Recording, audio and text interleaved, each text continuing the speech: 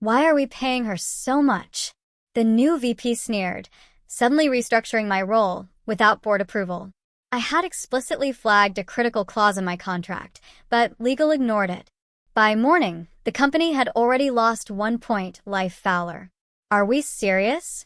The red line slashed across the projected spreadsheet, a digital scarlet letter branding my compensation as excessive, wasteful. Carter Wells, our new vice president of strategic operations, stood at the head of the glass-walled executive suite, one hand gesturing dramatically at the screen behind him, the other clutching a tablet like it contained irrefutable evidence of corporate waste. His voice cut through the air with the precision of a surgical blade. Paying someone this much to babysit spreadsheets. My ceramic mug, suspended halfway to my lips, clinked faintly against my teeth. I was standing near the beverage cart, approximately 30 feet away, watching this performance unfold with the detached interest of someone who'd witnessed similar corporate theater at 3 previous companies. The executive floor's open architecture meant privacy was an illusion, constructed from politeness rather than actual walls. Through the transparent conference room barriers, I had an unobstructed view of Carter, holding court before our chief financial officer, 2 members of the board's audit committee, and our recently installed CEO, Lydia Vance. Carter Wells was 34 years old. His LinkedIn profile prominently featured his Wharton MBA, a brief stint at McKinsey, and 3 years as a consultant specializing in corporate restructuring. He had joined Crest Global Solutions exactly 7 weeks ago, arriving with the kind of supreme confidence that comes from dismantling organizations without having built anything lasting yourself. This represents exactly the kind of bloated legacy spending that's strangling our operational efficiency. He expanded the spreadsheet to show departmental comparisons. We're hemorrhaging resources on positions that made sense in 2010 but are completely redundant in today's automated environment. I remained motionless, a single bead of condensation, tracing a cold path down my mug. The difference this time was that previously, I'd observed from a safe distance as other departments faced the efficiency axe. This time, the blade was aimed directly at me. What Carter Wells didn't know, what none of them seated in that conference room had bothered to discover, was that 4 years ago, when Vanguard Capital Partners acquired Crest Global Solutions through a complex leveraged buyout, my attorney had negotiated something extraordinary into my employment agreement. Something buried in Article 12, Section 7, Subsection D. Something I'd explicitly outlined in a detailed memorandum sent to legal counsel, human resources, and executive leadership exactly 19 days ago. That memo had been acknowledged with a brief email from our general counsel. Received. Will review and follow up as needed. No follow-up ever materialized. Human Resources filed it in whatever digital archive they used for documents they considered procedural noise. And now, as I watched Carter Wells circle my compensation like a predator who'd spotted vulnerable prey, I understood. We were about to discover precisely what happens when new management ignores institutional warnings. By this time tomorrow, Crest Global Solutions would realize they hadn't simply eliminated a redundant position. They'd triggered a contractual cascade that would result in $1.5 billion in combined client withdrawals, regulatory exposure, accelerated compensation clauses, and penalty provisions that would fundamentally alter the company's financial trajectory. But I'm getting ahead of myself. Let me start from the beginning. My name is Tinsley Drake, and 6 months ago, I was the Senior Director of Risk Architecture and Regulatory Compliance at Crest Global Solutions, a financial technology and data analytics firm headquartered in Manhattan with satellite offices in London, Singapore, and Chicago. The title doesn't inspire much excitement at social gatherings. People's eyes tend to glaze over when I explain what I actually do. But that title represented the difference between a $6.8 billion company operating smoothly within the complex regulatory frameworks governing financial services and that same company facing catastrophic federal enforcement actions. I'm 43 years old. I studied economics at Columbia, then earned my law degree from NYU while working full-time as a compliance analyst at a mid-sized investment bank. I spent 6 years at the Securities and Exchange Commission as a senior examiner in their enforcement division, developing expertise in the exact regulatory frameworks that keep financial services companies from imploding under federal scrutiny. Crest recruited me away from a direct competitor in 2011, right when the Dodd-Frank Act was reshaping the entire regulatory landscape and companies were desperately seeking people who understood both the letter and spirit of the new enforcement environment. My husband Jacob is a structural engineer who designs bridges and transit systems. Our son Logan is in his sophomore year at Cornell, studying applied mathematics. Between his tuition, our mortgage on a brownstone in Brooklyn Heights, and the comfortable upper-middle-class life we'd constructed over 2 decades of dual professional incomes, my $685,000 annual package wasn't excessive. It was appropriate compensation for someone who'd built and maintained the invisible infrastructure, keeping a multi-billion-dollar company compliant with 23 different regulatory bodies across federal, state, and international jurisdictions. My work at Crest wasn't the kind that generated headlines or closed major deals. I didn't manage profit and loss statements or pitch new clients. Instead, I designed and maintained the complex compliance architecture that allowed everything else to function. SEC regulations, FINRA oversight, state banking commissioners, international data privacy frameworks, anti-money laundering protocols, consumer protection statutes, each regulatory body with its own requirements, reporting schedules, examination protocols, and enforcement philosophies. I knew which specific examiner at which particular agency cared about which compliance markers. I understood which regulations carried serious enforcement teeth, and which ones were essentially performative box-checking exercises. I knew how to structure our system so that when regulatory auditors arrived for surprise examinations, every document they requested was already organized, cross-referenced, and defensible. That knowledge doesn't transfer easily. It can't be distilled into a training manual or uploaded to a knowledge management database. It exists in pattern recognition developed across 19 years of watching regulatory environments evolve. Understanding how enforcement priorities shift with political administrations and building relationships with the actual decision-makers who determine whether your company faces a warning letter or a $50 million penalty. Crest's client base consisted of 63 institutional investors collectively managing $1.2 trillion in assets, pension funds, university endowments, sovereign wealth funds, insurance companies, mutual fund families. These weren't organizations that tolerated even the appearance of regulatory uncertainty. They purchased our analytic services and data platforms. But what they really bought was our compliance reputation. That reputation rested almost entirely on frameworks I designed, relationships I'd cultivated, and institutional knowledge I'd accumulated over 14 years. None of this registered as valuable to Carter Wells when he arrived last October. He'd been recruited directly by our new CEO, Lydia Vance, who joined 8 months earlier following the Vanguard acquisition. Lydia came from a pure technology background. She'd spent 12 years at various Silicon Valley companies, most recently as COO of a cloud infrastructure provider.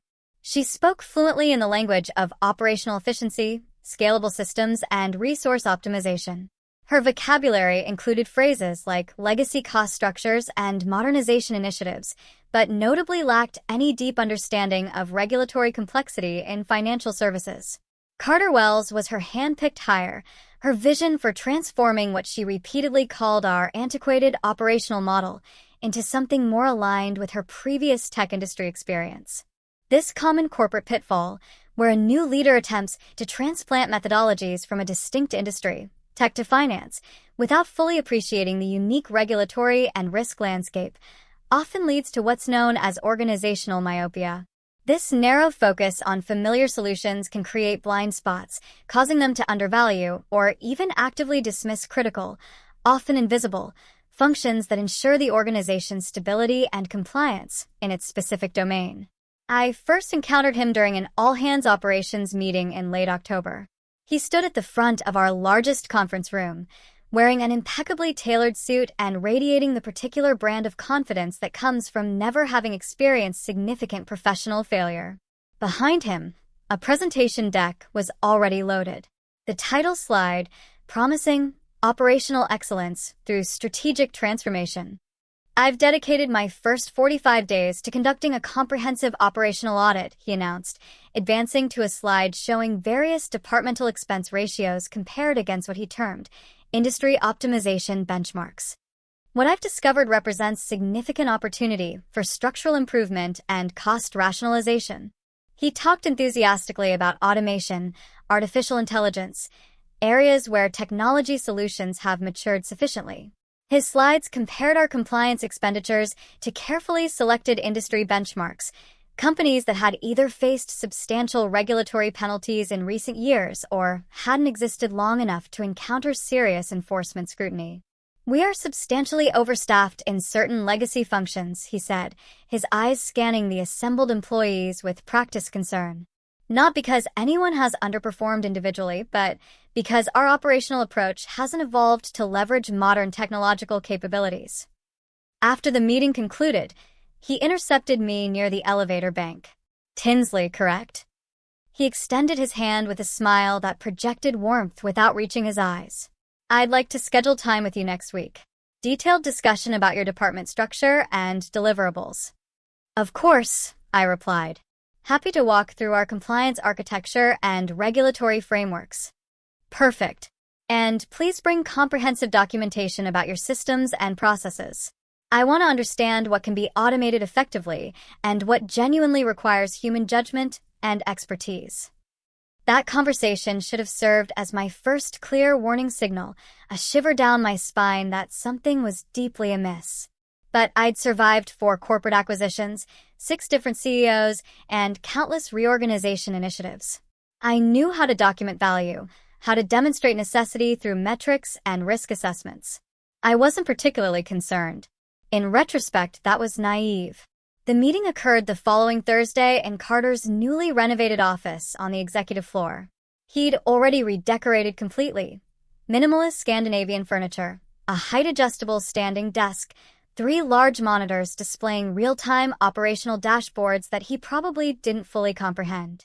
Tinsley, thanks for making time. He gestured toward a chair positioned across from his desk. I've been conducting a detailed review of your department's budget allocation and resource utilization. Walk me through why regulatory compliance requires this level of investment. I spent 50 minutes explaining our regulatory landscape, the jurisdictional complexities spanning federal and state authorities, the relationship management with 37 different agency contacts across multiple regulatory bodies, the customized reporting frameworks required for each distinct client segment, the audit preparation protocols that had kept us violation-free and penalty-free for 11 consecutive years. Carter nodded periodically, taking notes on his tablet, asking questions that initially seemed thoughtful, but gradually revealed fundamental gaps in his understanding of our operational reality. Couldn't the majority of this monitoring be handled through RegTech platforms? He asked. I've been briefed on several vendors offering AI-driven compliance solutions at a small fraction of current personnel costs. Those platforms are useful tools, I explained patiently. They're effective for data aggregation, initial screening, and automated reporting generation. But regulatory compliance in financial services isn't simply about checking boxes on standardized forms. It requires judgment calls on gray areas where regulations overlap or conflict. It requires relationship management when issues arise that need contextual discussion rather than automated responses. It requires institutional knowledge about how different regulators prioritize different concerns based on current enforcement trends. Give me a concrete example. Last year, we identified a data reporting anomaly with one of our pension fund clients, the Ohio State Teachers Retirement System. The raw numbers in their filings technically met regulatory requirements. But I noticed a pattern inconsistency suggesting a calculation error in their upstream vendor systems, not in our data. An automated system would have flagged everything as compliant and moved to the next review item. Instead, I called their chief compliance officer directly, walked through my analysis, and we discovered they had a vendor integration problem that would have cascaded into a substantial risk of violation within 90 days. And they appreciated that intervention. They renewed their contract for 4 years and upgraded their service tier to include expanded compliance consulting. That account generates $18 million annually in revenue. More importantly, It strengthened our reputation in the public pension fund market segment, which led to 3 additional client acquisitions over the following 18 months. Carter made another note. Interesting case study, but is that approach sustainable as we scale operations? That word, sustainable, became his favorite weapon. Over the following weeks, every conversation, every email exchange, every casual interaction in the hallway eventually circled back to whether my role, my team, my entire operational approach was sustainable given the company's evolution toward what he termed modern efficiency standards. I started documenting everything meticulously, every question he posed, every suggestion he made, every hint that my position was being evaluated not for performance outcomes, but for cost reduction opportunities. In mid-November, I had lunch with an old colleague, Emily Chandler, who had recently departed from a competitor after their compliance director was terminated during a restructuring initiative. "Let me guess the pattern," Emily said after I described Carter's persistent questioning.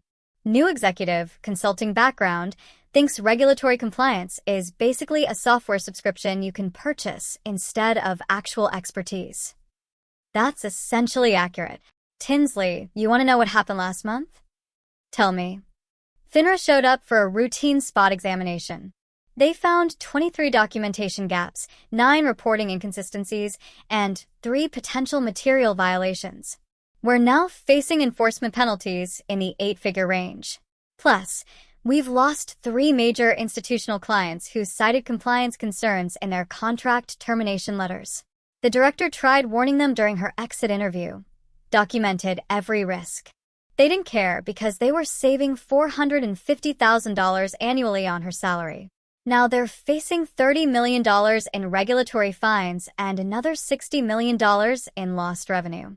I drove back to the office thinking about that conversation, about the predictable pattern of organizations that mistake cost-cutting for strategic efficiency. That evening, I retrieved my employment contract from our home office file cabinet and read through it carefully for the first time in 4 years. Article 12, Section 7, Subsection D practically leaped off the page. This language had been negotiated by my attorney, Claire Holloway, during the Vanguard acquisition. At that time, the private equity firm's due diligence team had identified significant key person risk concentrated in my specific role. The contractual language was their protective mechanism, a way to ensure that if my institutional knowledge disappeared suddenly, there would be financial consequences substantial enough to discourage careless management decisions. The clause specified that if my position was eliminated or materially restructured without following specific protocols, including a 240-day transition period, formal board approval, documented risk mitigation plans, and client notification procedures, it would trigger automatic acceleration of all deferred compensation, invested equity grants, and performance bonuses tied to client retention metrics accumulated over the life of my employment. More significantly, it included penalty provisions if my departure caused disruption to client contracts. Several of our largest institutional clients had contractual continuity clauses requiring notification and approval of any changes to senior compliance personnel. Those clauses weren't suggestions or preferences. They were contractual rights with termination provisions allowing clients to exit agreements without penalty if those requirements weren't satisfied. I'd warned Vanguard about these complexities during the acquisition due diligence. They'd built these protections specifically because their financial analysis clearly demonstrated what would happen if institutional knowledge concentrated in key roles disappeared suddenly without proper succession planning. But that was 4 years ago. New executive leadership, new operational priorities, new managers who hadn't participated in those original negotiations and apparently hadn't bothered reviewing the documentation. On November 18th, I drafted and sent a formal memorandum to Carter Wells, Lydia Vance, our General Counsel Simon Foster, and our board liaison.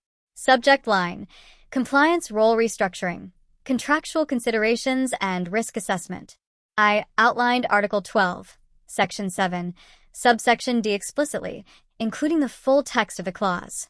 I detailed the client contract implications, attaching a spreadsheet showing which specific institutional clients had continuity requirements in their master service agreements. I included a comprehensive risk assessment projecting potential exposure if my role was eliminated without following the contractual protocols. Carter responded within 90 minutes via email. Thanks for the input. We'll take this under advisement as we finalize our operational planning. Simon Foster, our general counsel, sent a separate message. Tinsley, I'll review the contractual language with our outside counsel and coordinate with HR. Appreciate you flagging this. That was the entirety of their response. No follow-up meeting, no detailed review session, no indication they understood the magnitude of what I'd outlined. Just acknowledgement and filing away. This scenario perfectly illustrates bounded rationality in corporate decision-making, where individuals make decisions based on simplified mental models and limited information, often due to time constraints, cognitive biases, or an over-reliance on superficial data. Carter and Lydia, blinded by their efficiency, framework, and lacking deep domain expertise, failed to fully process the critical, detailed information Tinsley provided, leading to a catastrophic underestimation of risk. 3 weeks later, I received a calendar invitation, strategic workforce planning session, executive conference room, all leadership. Date, December 6th. Time, I knew immediately what this meeting represented. The choreography was too familiar from observing similar sessions at other companies. These aren't collaborative discussions about organizational development.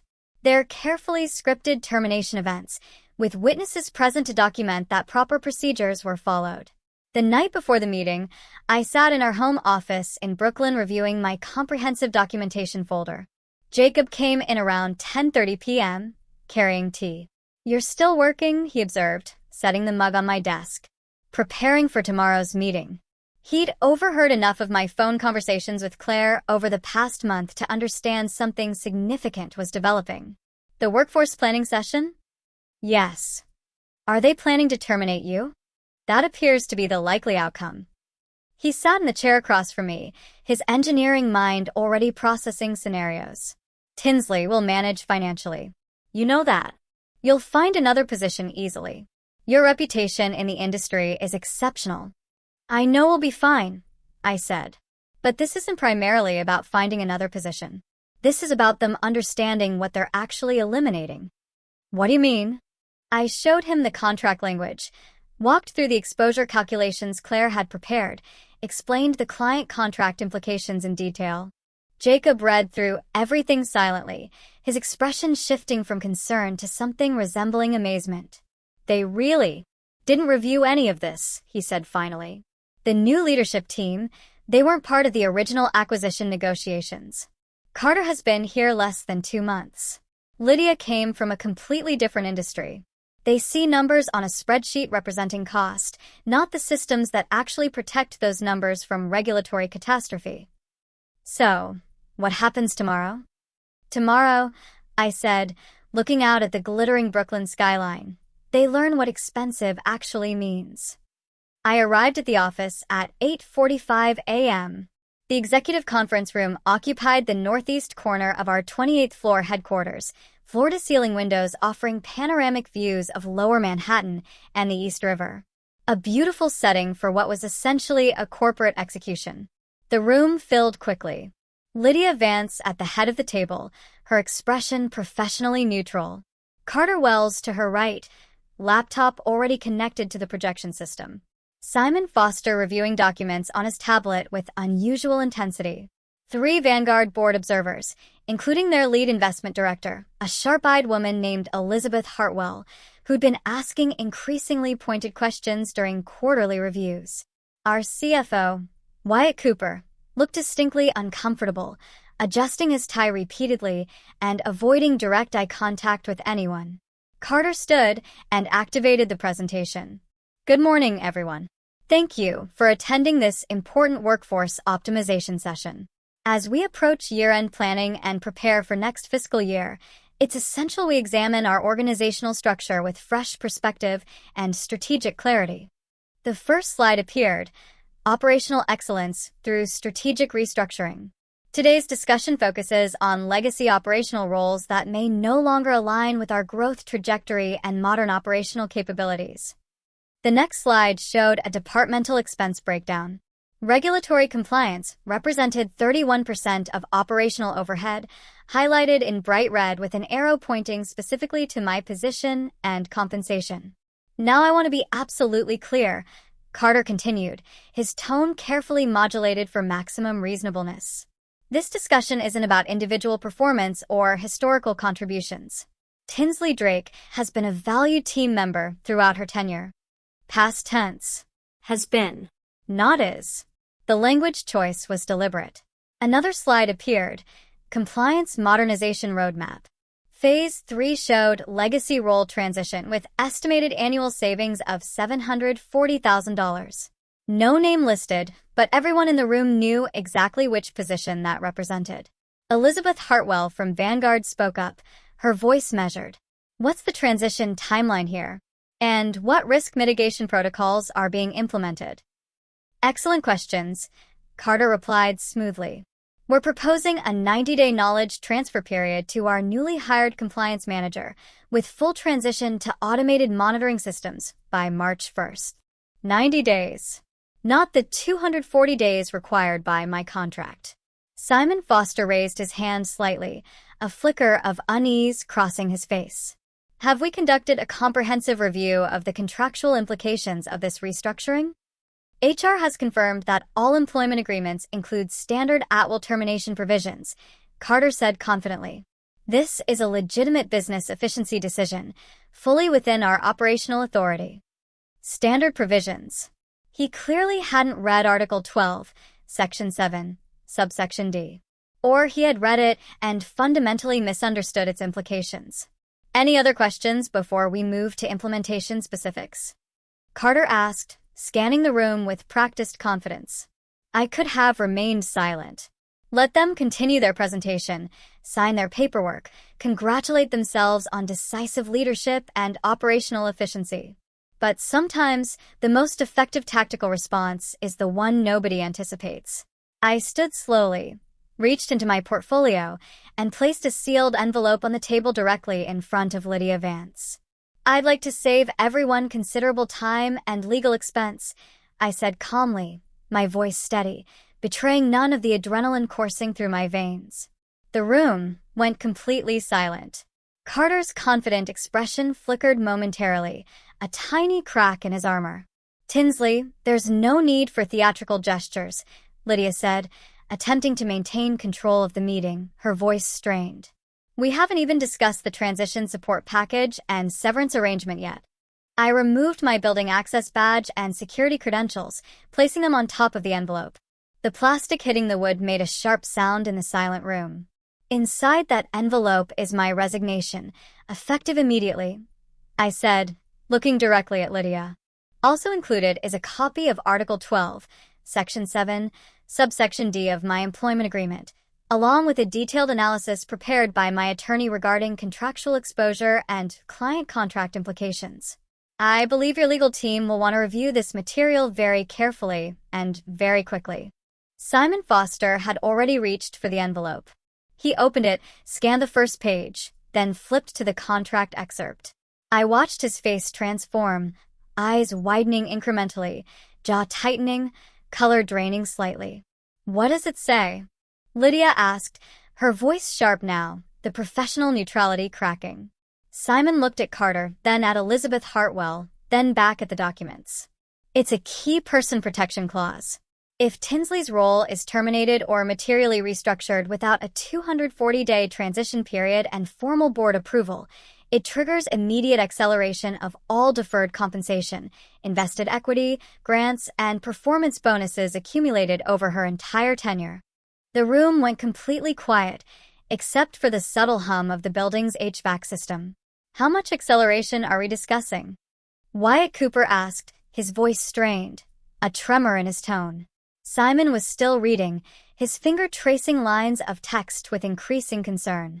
14 years of deferred performance bonuses indexed to client retention metrics and company valuation. Equity adjustments tied to the Vanguard acquisition terms. Plus, he paused, reading more carefully, plus penalty provisions if her departure causes client contract disruptions. Several major institutional clients have termination rights if senior compliance personnel change, without proper notification and approval. Carter had gone visibly pale, the confident sheen of earlier replaced by a desperate, clammy fear. That wasn't included in the HR summary documentation. HR doesn't review executive protection clauses, Simon said quietly, his voice hollow.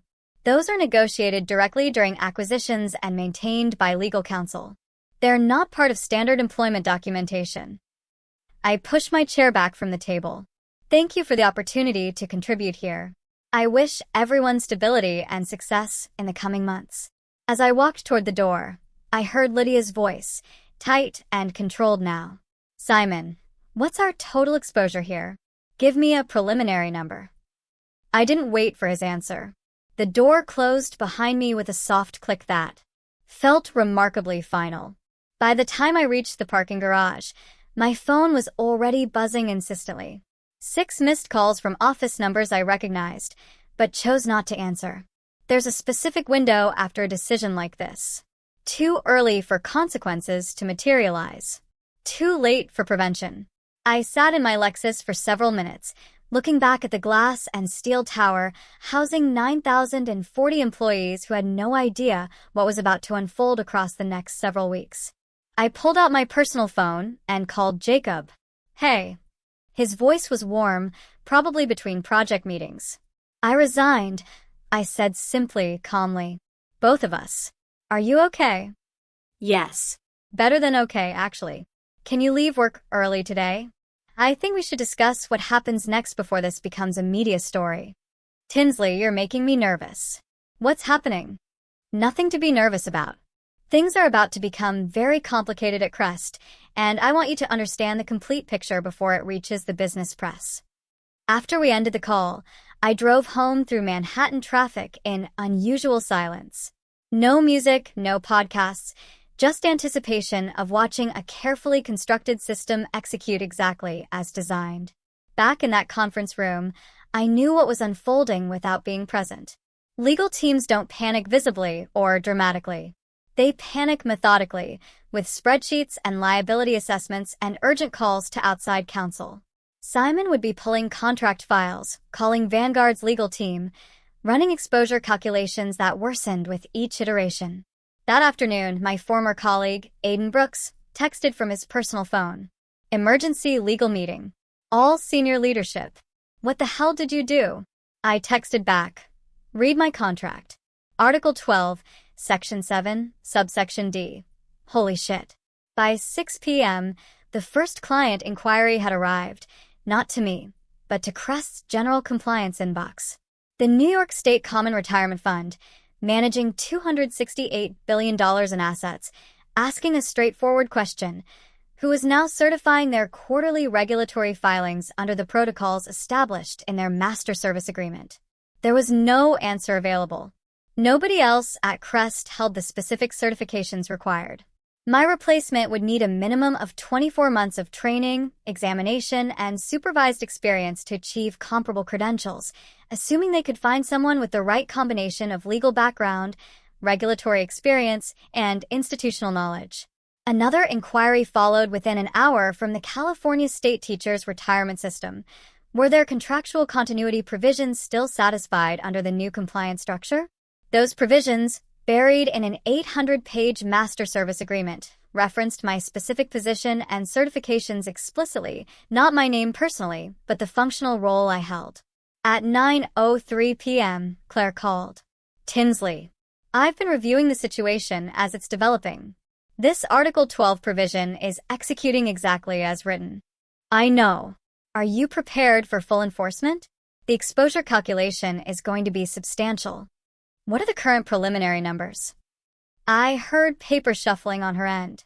Direct compensation acceleration, if triggered immediately, approximately 11.4 million, but that's before secondary cascade effects. Secondary effects. Client contract clauses. 7 of your largest institutional clients have termination rights if you leave without proper transition protocols. I'm seeing potential exposure in the hundreds of millions if this cascades through their entire client portfolio. Inside Crest, Carter was likely arguing with anyone who would listen that I had resigned voluntarily, that nothing had technically been terminated, that contract language could be interpreted flexibly, depending on circumstances. But contracts don't interpret themselves based on desired outcomes. They execute based on clear, Unambiguous triggers written precisely to prevent the kind of flexible interpretation Carter was probably advocating. The clause wasn't punitive in intent. It was protective, written during the Vanguard acquisition when due diligence had revealed dangerous concentration of institutional knowledge in my specific role. If that role ended without proper protocols, automatic safeguards activated to compensate for the disruption. By midnight Friday, their finance team had run initial exposure scenarios. By Monday morning, they ran them again with expanded parameters. Each iteration revealed additional contractual linkages and cascade effects nobody had anticipated. What their analysis discovered was the network effect built into the system. My role wasn't operationally isolated. It was referenced directly or indirectly in continuity provisions across multiple high-value client agreements. Those agreements had cross-default language. Disruption in one contractual area created leverage in others. New York State Common Retirement Fund, for example, had a clause allowing asset withdrawal without penalty if their designated compliance contact was removed without 240 days notice and documented board approval. Their account generated $185 million annually in service fees. California's state teachers' retirement system had similar language, triggered by changes to senior compliance personnel without proper notification. Their exposure, $290 million annually. When you build systems specifically designed to survive regulatory stress and institutional scrutiny, those same systems become unforgiving when stress is introduced artificially through careless management decisions. Friday afternoon, Lydia called from her personal cell phone. "Tinsley, we need to talk. This situation has escalated significantly." "I'm listening." Legal counsel is projecting total exposure that could exceed 9 figures if institutional clients start exercising termination rights under their continuity clauses. This goes far beyond your individual compensation. A long pause. Is there any way to resolve this? Some kind of arrangement that satisfies the contractual requirements while minimizing disruption. I was sitting in our living room watching afternoon light filter through the windows overlooking our quiet Brooklyn street. Normal Friday afternoon in our neighborhood, while downtown Manhattan was probably in complete crisis mode. "Lydia, the contract language is extremely specific. Once triggered, it resolves through either full execution of all provisions or through litigation. There's no middle ground or a negotiated compromise built into the structure." What would full execution look like? Complete acceleration of all deferred compensation, plus applicable penalties, plus whatever client attrition occurs naturally from the disruption. And that assumes you can prevent the worst cascade scenarios and litigation. Litigation would freeze all affected client accounts pending resolution, trigger additional default clauses across multiple agreements, and likely involve SEC oversight since it affects public pension fund assets and fiduciary responsibilities. You'd also be litigating against me while simultaneously trying to reassure institutional clients that your compliance infrastructure is stable. That's not a sustainable position. Another long pause. "Tinsley, how? Did we miss this? How did this not come up in our planning process?" "You didn't miss it, Lydia. You were warned explicitly in writing 3 weeks ago. You chose not to take it seriously." After I ended the call, Jacob came into the living room. "That was Lydia?" "Yes." "What did she want?" "To know if there's a way out that doesn't involve full contractual execution." "Is there?" I showed him the contract language again. The exposure calculations Claire had updated that afternoon. Only one way out. Pay everything that's contractually owed and hope institutional clients don't exercise their termination rights anyway. By Monday morning, their finance team had finalized preliminary exposure calculations. $1.5 billion in combined projected exposure. Not theoretical anymore. This represented a material recalculation of Crest Global Solutions' entire enterprise value. The board convened an emergency session Monday evening. I wasn't invited, obviously, but I could envision it clearly. Closed conference room, catered dinner, nobody touched. Slow, uncomfortable realization settling over everyone present that this wasn't a negotiation. It was a contractual execution. They triggered themselves. Elizabeth Hartwell from Vanguard would have asked the obvious question, How did we miss this during our operational oversight? The answer was straightforward. They hadn't missed it during the original acquisition. They'd built these protections specifically because they understood the risk of losing concentrated institutional knowledge. But new management had ignored that institutional memory. Carter reportedly argued until his voice failed that the clause was excessive, unintentional, that nobody could have reasonably predicted this magnitude of exposure. But Simon didn't argue back. He didn't need to. Contracts don't care about intention or reasonableness. They care about execution. This situation perfectly exemplifies the principal agent problem in economics and organizational theory. Here, the agents, Lydia and Carter, made decisions restructuring Tinsley's role that were not aligned with the best interests of the principal, Vanguard Capital, and Crest's long-term financial health, due to their limited understanding, cognitive biases, and a focus on short-term, superficial efficiency metrics. Tinsley's contract was designed precisely to mitigate the risks associated with such misaligned incentives and information asymmetry. The call came Wednesday evening. William Ashford, Vanguard's managing partner, a man whose name rarely appeared in public press, but whose decisions shaped billions in private equity investments across multiple portfolio companies. Tinsley, thank you for taking my call. His voice was measured, professional, devoid of emotion. I've been thoroughly briefed on the situation. The board recognizes there were substantial failures in how this restructuring was handled. Substantial failures, corporate euphemism for catastrophic miscalculation. We'd like to resolve this efficiently, he continued, in a manner that reflects your contributions appropriately and minimizes disruption to our clients and investors. My attorney has outlined the terms required for contractual resolution, I said calmly.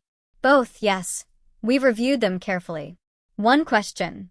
If we execute full settlement within the contractual parameters, does the client cascade stop, or do we face additional defections regardless?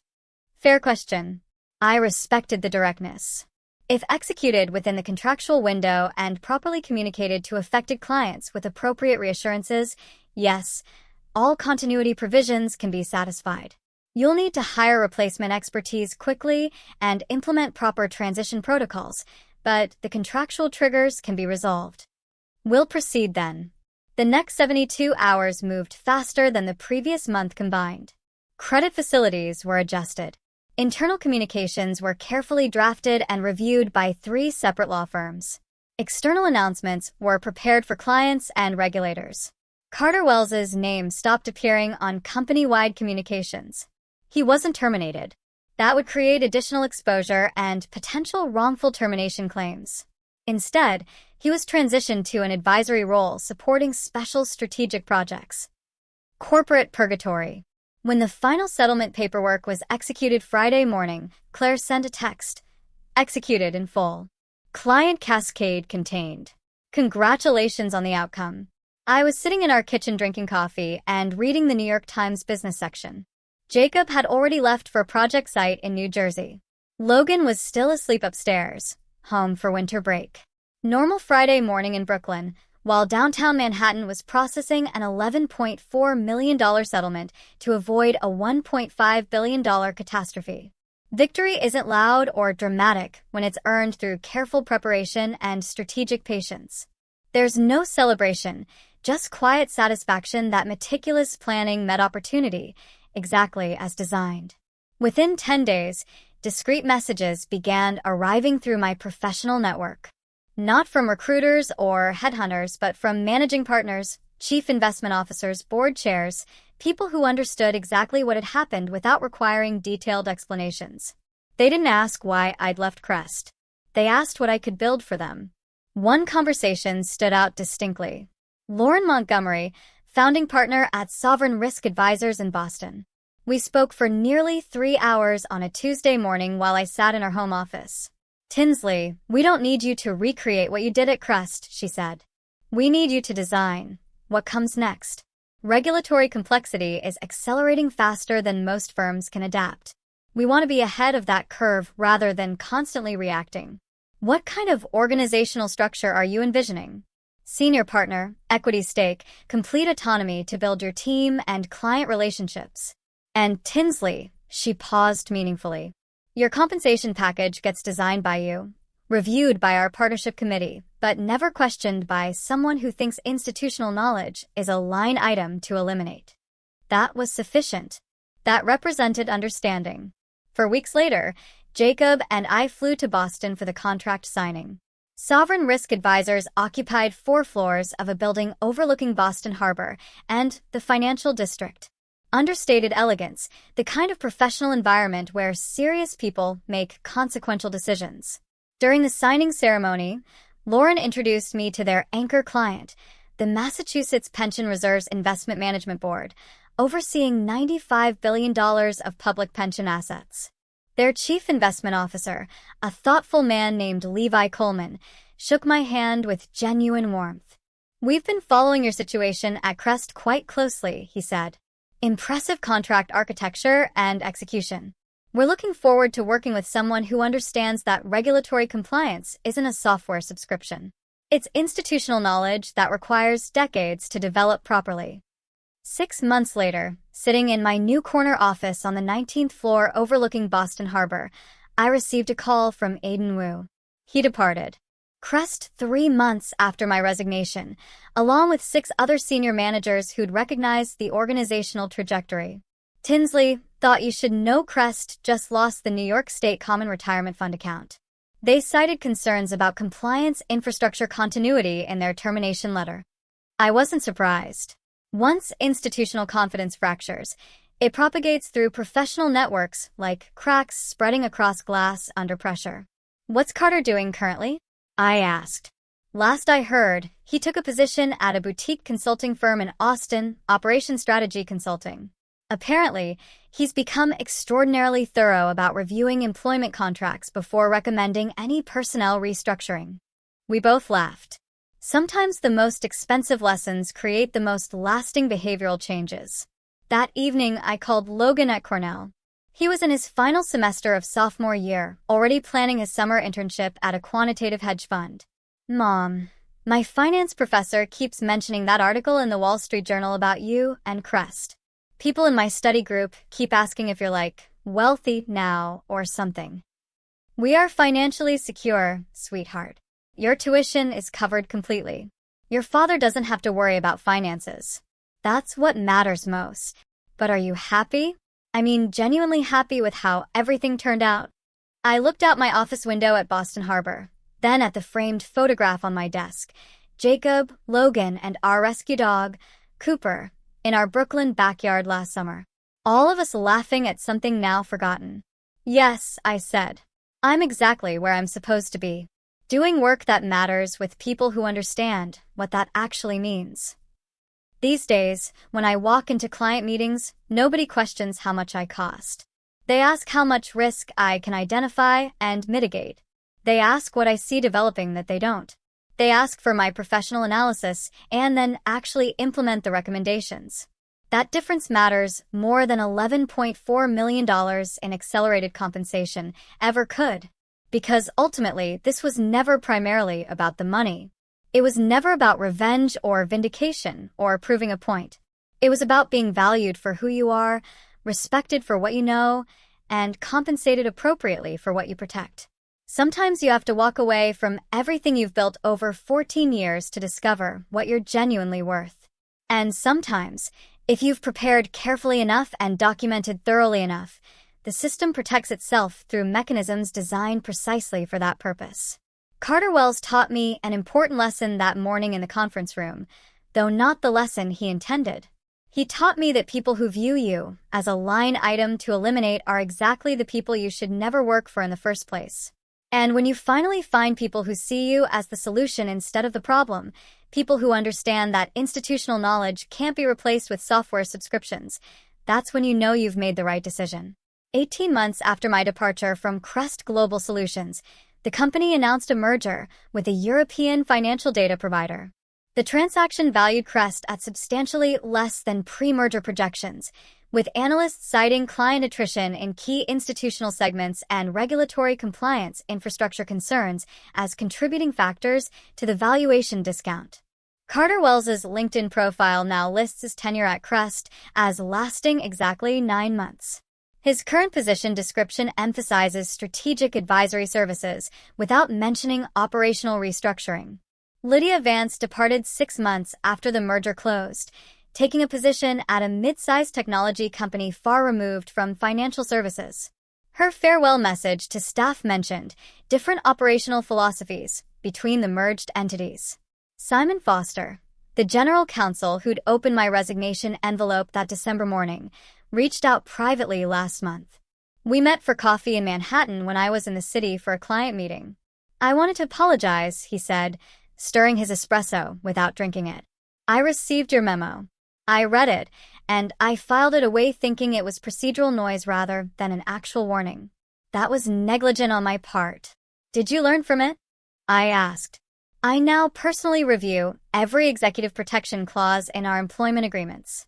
And when someone with institutional knowledge sends a warning memo, I schedule an immediate meeting to discuss implications rather than filing it away." Then something valuable came from the experience. Sovereign Risk Advisors has grown by 40% since I joined.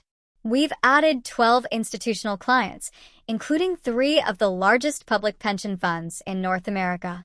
Our compliance architecture is now considered the industry standard, and I've been invited to speak at regulatory conferences about building sustainable institutional knowledge frameworks. Jacob jokes that I should write a book about corporate contract negotiation, but I prefer keeping these lessons within professional circles where they'll be understood and appreciated properly.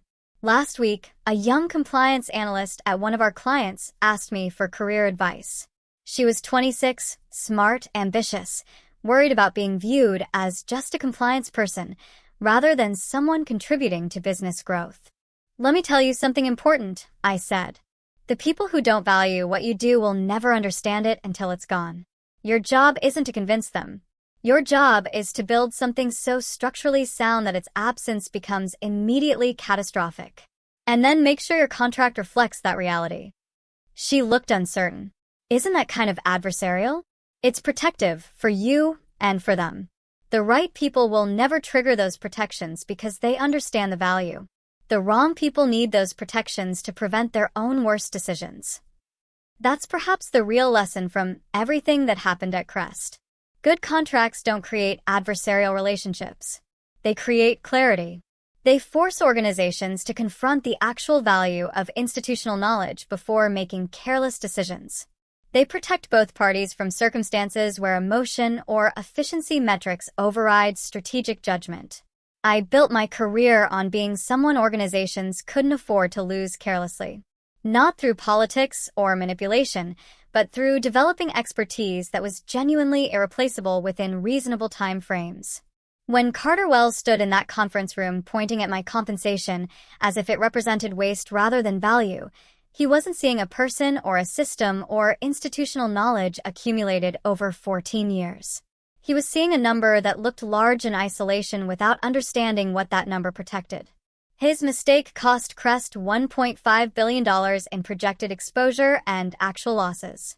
My preparation ensured I walked away with exactly what I'd earned and exactly what I deserved. And perhaps most importantly, it taught me that the best professional revenge isn't vindictive or emotional. It's contractual, documented, and entirely self-executing. When the true value of an employee's expertise is overlooked by short-sighted leadership, does the blame lie with the individual for not adequately communicating their worth, or with the organizational culture that prioritizes immediate cost-cutting over long-term strategic insight?